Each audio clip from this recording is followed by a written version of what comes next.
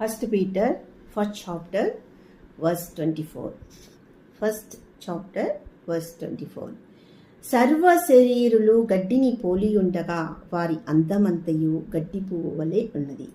గడ్డి ఎండును, దాని పువ్వును రాలును, అయితే ప్రభు వాక్యం ఎల్లప్పుడూ నిలుచును అని వాక్యము సెలవిస్తుంది.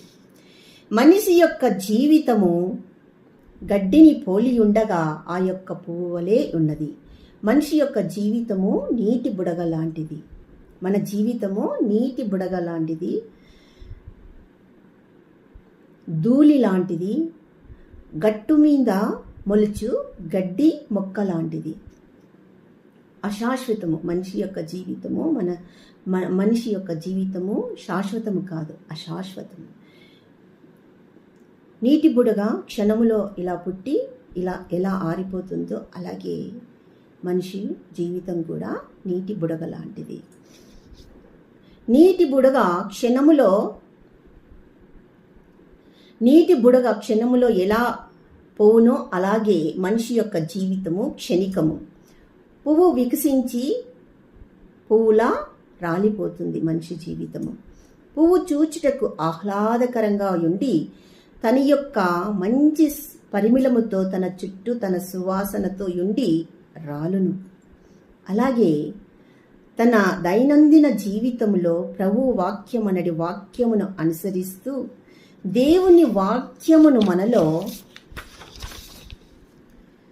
పదిలపరుచుకొని మన జీవిత చివరి స్థితి వరకు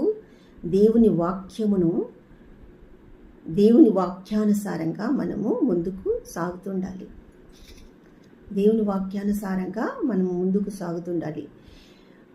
పరిశుద్ధ వాక్య ఆచరణకు చాలా కష్టము. పరిశుద్ధ వాక్యము ఆచరణకు చాలా కష్టము. కానీ కష్ట సాధన సులభము.